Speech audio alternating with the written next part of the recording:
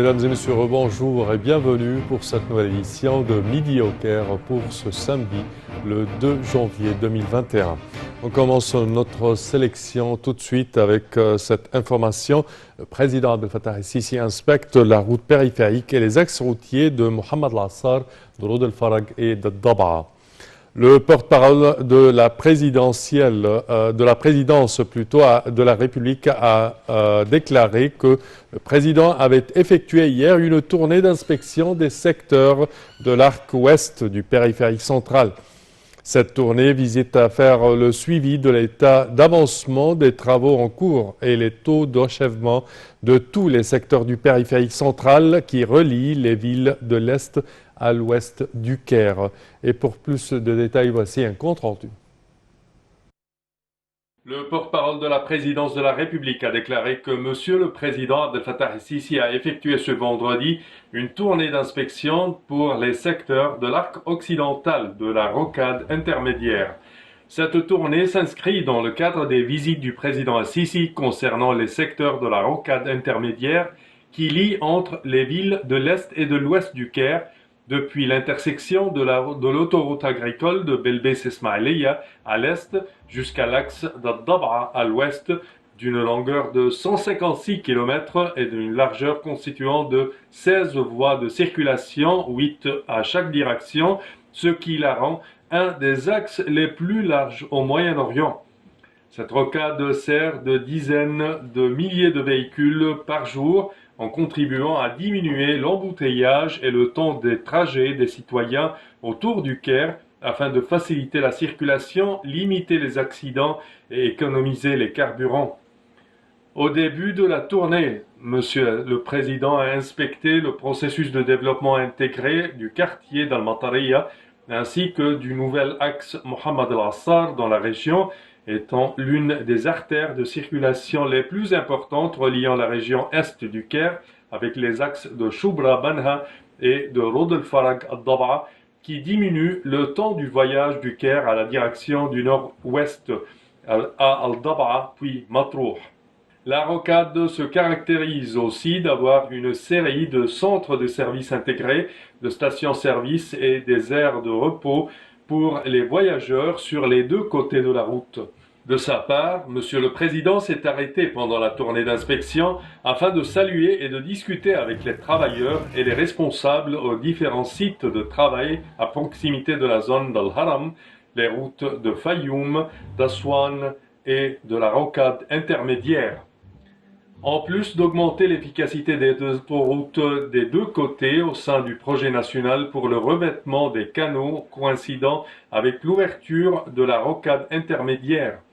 D'autre part, Monsieur le Président a été informé de l'avancement des étapes exécutives actuelles de la construction tout en mettant l'accent sur le respect des calendriers fixés pour l'achèvement des travaux selon les spécifications techniques et d'ingénierie les plus élevées, ainsi que sur l'application sérieuse des mesures préventives contre la propagation du coronavirus, gardant la santé et la sécurité des travailleurs.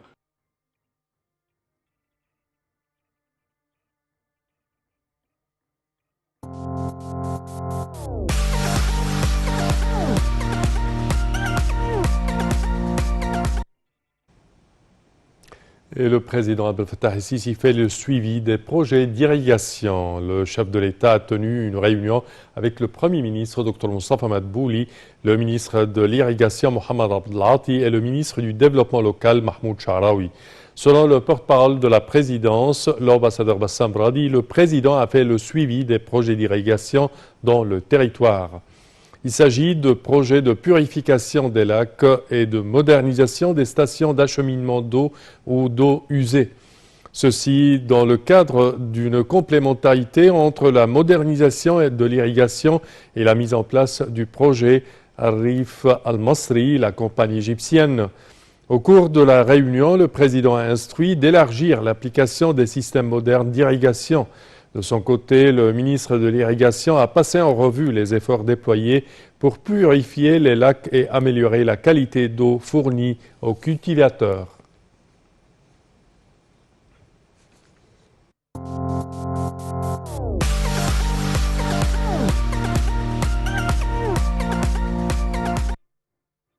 Et le ministère de la Santé a annoncé que 721 personnes rétablies du coronavirus avaient quitté les hôpitaux de confinement après avoir reçu les soins médicaux nécessaires selon les recommandations de l'Organisation mondiale de la santé, l'OMS.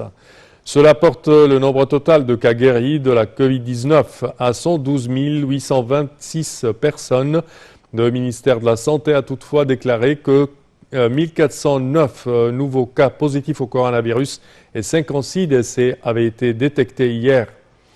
L'Égypte a recensé jusqu'à présent un total de 139 471 cas de contamination au coronavirus, dont 7 687 cas décédés.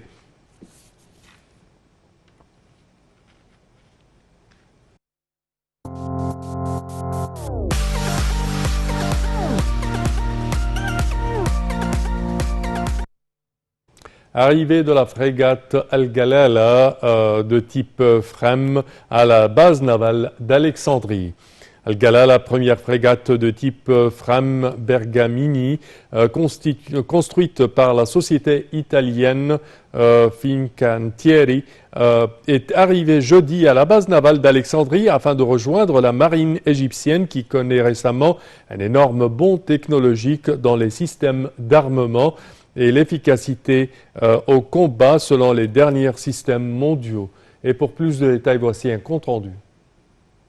La frégate Al-Galala est l'une des deux frégates Frem qui font partie d'un accord conclu entre l'Égypte et l'Italie, ce qui reflète la vision de la direction politique et son fort soutien afin de promouvoir les relations de partenariat et de coopération entre les deux pays amis dans de nombreux domaines.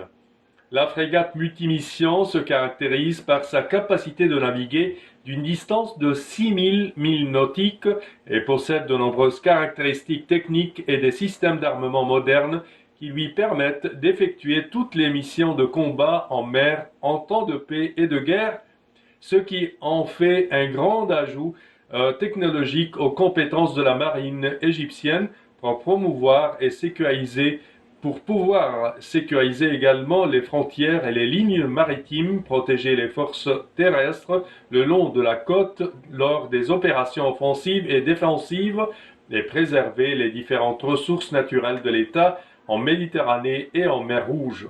Le général de corps d'armée Ahmad Khaled, commandant de la marine égyptienne, a prononcé une allocution dans laquelle il a transmis les salutations du président Abdel Fattah el-Sisi, commandant suprême des forces armées, et du général d'armée Mohamed Zaki, commandant général des forces armées et ministre de la Défense et de la production militaire, à l'équipage de la frégate. Le général de corps d'armée Ahmad Khaled a affirmé que le commandement général des forces armées tenait à mettre en œuvre une stratégie globale pour développer et moderniser la flotte de la marine égyptienne afin d'améliorer les capacités de combat des forces navales. Il a également souligné la volonté de la direction politique de maintenir les plus hauts niveaux de préparation des forces armées en tant que force qui assure la sécurité et la stabilité dans la région, lutte contre le terrorisme et l'immigration illégale et contribue aux travaux de développement.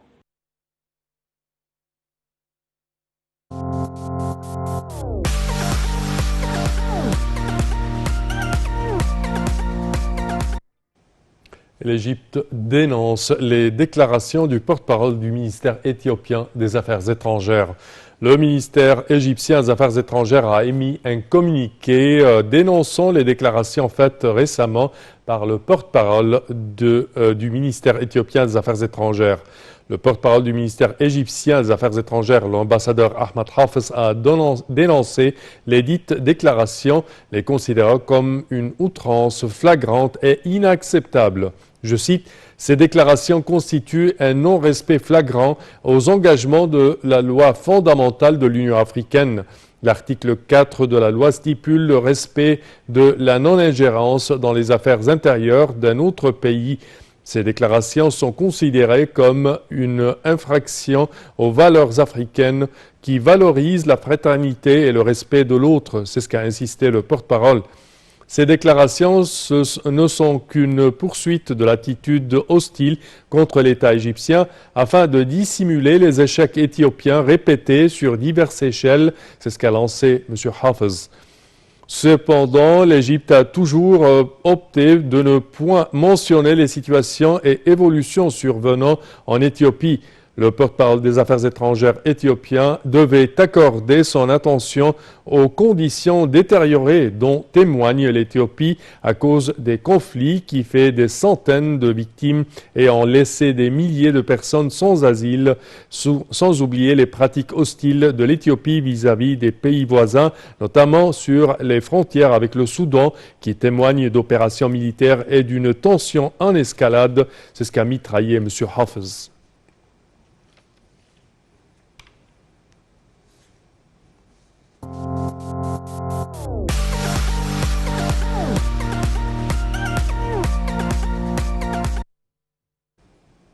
Et le procureur général cite l'affaire Regeni classée en raison de la non-identification du coupable.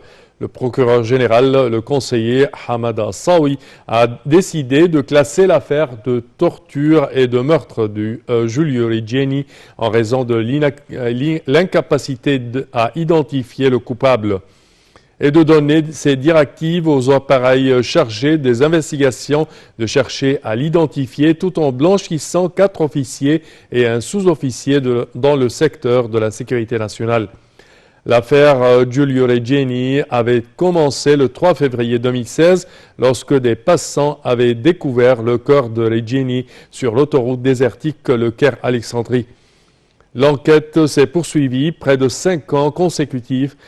Durant cette période, le parquet général a examiné minutieusement les circonstances concernant la disparition de la victime jusqu'à la réapparition de sa dépouille.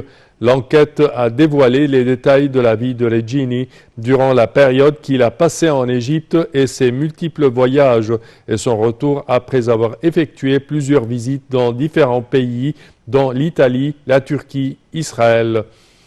L'enquête a pu déterminer les connaissances de la victime, dont les Égyptiens et des étrangers, dans le cadre de sa recherche scientifique sur les mouvements syndicaux et ouvriers en Égypte, notamment les syndicats indépendants à l'instar du syndicat des vendeurs ambulants et de la main-d'œuvre saisonnière sous la supervision de l'université américaine au Caire.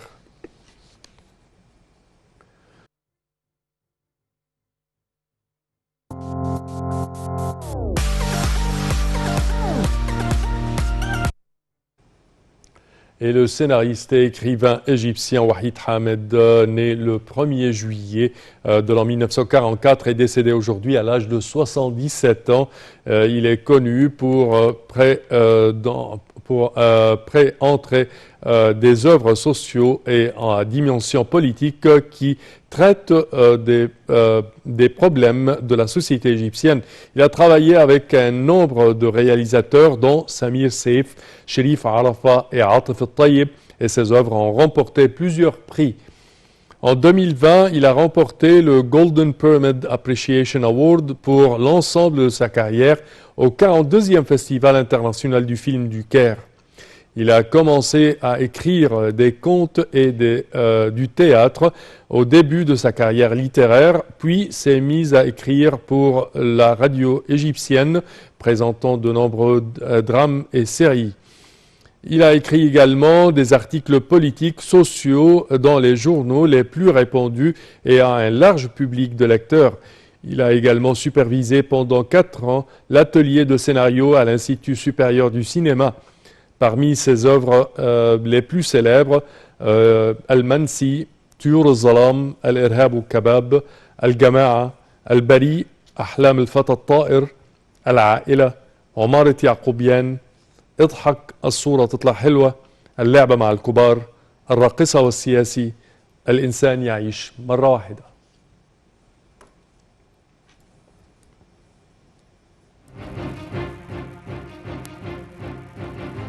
Et ceci conclut, chers téléspectateurs, notre édition aujourd'hui de Midi au Caire. Je vous remercie de votre attention et je vous donne demain rendez-vous avec une nouvelle édition. Merci à vous.